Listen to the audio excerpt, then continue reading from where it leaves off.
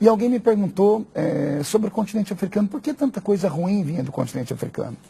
AIDS, ebola, fome, miséria, por que era um continente tão sofrido? Eu falei que uma das linhas teológicas, porque eu estudei teologia também, eu tenho mestrado em teologia para a Universidade Americana, eu não afirmei que era só aquilo. Era uma série de twitters. Uhum. E o Twitter, você sabe, são 140 caracteres. Mas pegaram só aquele Twitter.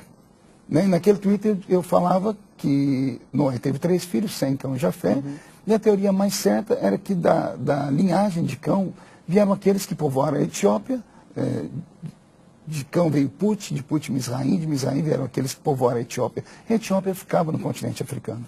Eu não disse que os negros eram amaldiçoados, nunca disse isso. Se procurar no próprio Twitter não vai ver. Eu disse que os africanos eram descendentes de um filho de Noé que havia recebido uma maldição. Como uma tese, também Como você uma tese, que era isso. teológica. Né? Eu apanhei de amigos, eu apanhei do pastor Silas, eu apanhei de outras pessoas que disseram que aquilo era o meu evangeliquez, mas ninguém nunca sentou comigo para perguntar. Né? E eu não tinha voz naquele momento. Né? Deputado. Foi uma teoria. Eu sei que essa teoria é refutada, tem outras linhagens de pensamento, mas eu estava respondendo uma pergunta de uma amiga. O senhor não acredita nisso?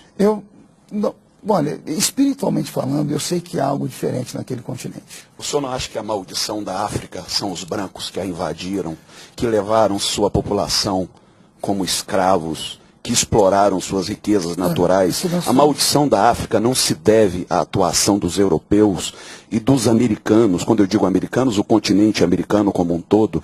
Quer dizer, sem a nossa invasão, a África não seria um continente diferente, visto que de lá surgiu o primeiro grande império mundial, que foi o Egito. A Etiópia dos tempos bíblicos não era a miséria que é hoje. A Etiópia foi um país muito rico. A rainha de Sabá, por exemplo, que levou tantas riquezas para o reino de Salomão, também proveniente da África. E por que nós insistimos em demonizar, por exemplo, a cultura africana? Tudo que vem da África, seja música, seja comida, seja folclore. Por exemplo, a gente é capaz de ir ao cinema assistir um filme do Thor, porque o Thor é um deus da mitologia nórdica, ele é louro, tem olhos azuis, mas o Thor, ele pedia sacrifício humano. Quem é que levaria os seus filhos para assistir a um filme que falasse da mitologia africana e pusesse lá, digamos, o Xangô, que não pedia sacrifício humano, pedia sacrifício de animais?